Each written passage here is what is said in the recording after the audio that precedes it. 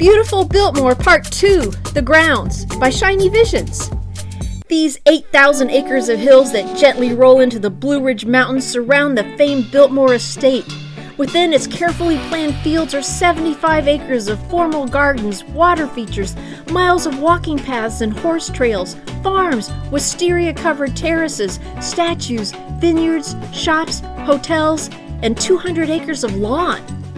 When 25-year-old George Vanderbilt first visited Asheville, North Carolina in 1888, he fell so in love with the climate and beauty of the land that he decided to build a country estate there. While other Vanderbilts had built or were in the process of building lavishly extravagant homes, George decided to launch his own Gilded Age building project. He then sought to buy land as far as he could see, eventually acquiring about 7,000 parcels that equated to 125,000 acres total. Much of the land at the time was in poor condition, and landowners were glad to sell. George hired and worked closely with famed landscape architect Frederick Law Olmsted to transform the exhausted land into a beautiful park-like setting. Called the father of landscape architecture in America, Olmsted was the most sought-after designer of the time. His company designed or planned many renowned public spaces in the U.S. and elsewhere, but his most famous design is New York City's Central Park, where Olmsted created an open, accessible park in an urban setting, which became a model for the nation. His progressive ideas for land usage are credited with changing the way Americans think about public spaces. His advocacy for conserving and setting aside natural spaces provided the guiding foundations of what would become the national park system today. Olmsted was unimpressed when he first perused George Vanderbilt's new land. He said that the soil seems to be generally poor and that the woods are miserable. A majority of Vanderbilt's newly acquired land had been poorly forested for some 200 years, leaving the runts behind, Olmsted described. To revitalize and beautify the tired land, along with all the formal hardscape and water features on the property, Olmsted and his team planted millions of trees on thousands of acres of poorly timbered land. It was an unprecedented land reclamation effort which led to the creation of the Biltmore Forest School, located on the property, and eventually to the creation of the National Forestry Service. The Biltmore estate was Olmsted's final project of his lifetime. Though renowned for designing many public spaces, because of the land conservation initiatives developed, Olmsted believed that his work on the Biltmore estate was the most permanently important public work of his career.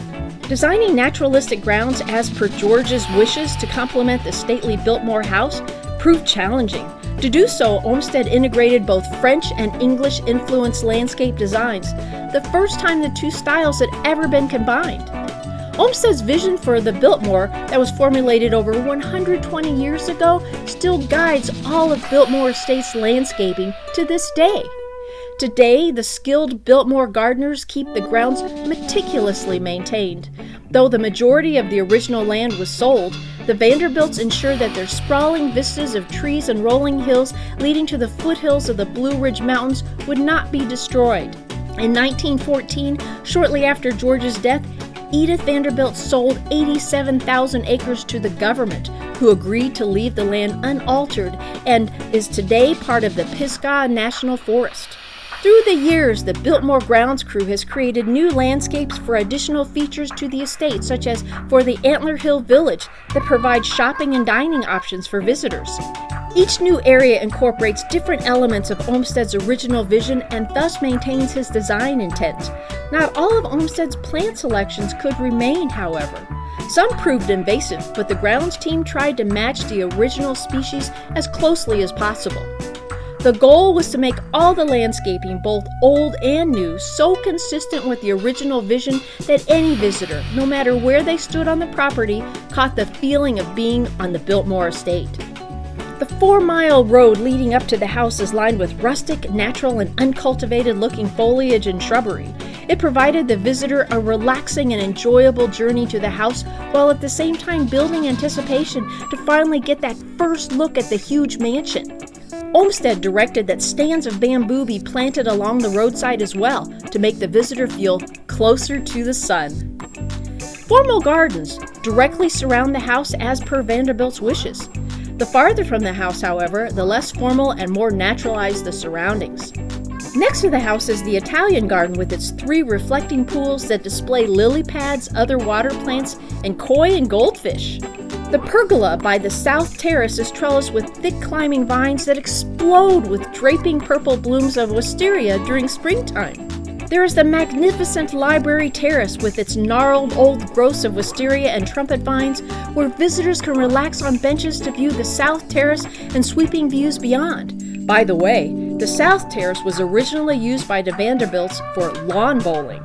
The 4-acre strolling garden contains over 500 different species that include various colors of azaleas, golden rain tree, river birch, Japanese maples, and weeping blue atlas cedar.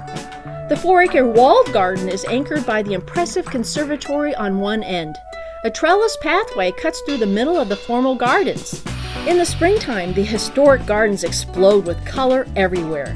More than 100,000 bulbs erupt into dazzling displays, yielding an amazing array of fragrances and hues.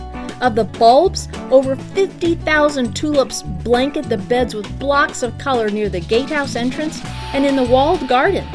Along with that, 15,000 daffodils display their buttery shades along with azaleas, roses, and other flowering shrubs and trees that provide dazzling displays of color throughout the year.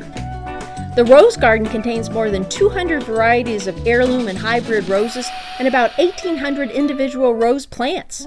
Most of these roses are descendants of the originals from the 1890s. There are also themed areas in the garden that includes a Victorian border, winter border, scented and white borders, and a butterfly garden. The large conservatory, completed in 1895, was designed by the same architect as the house, Richard Morris Hunt. This timeless building, with its original glass roof, houses exotic plants, some in specially environmentally controlled rooms, such as the Cool House, and the Orchid House, and the Hot House.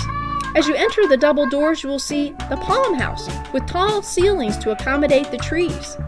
The conservatory provides the flowers and plants for the house decor, just as it did when the Vanderbilt family lived at the Biltmore estate.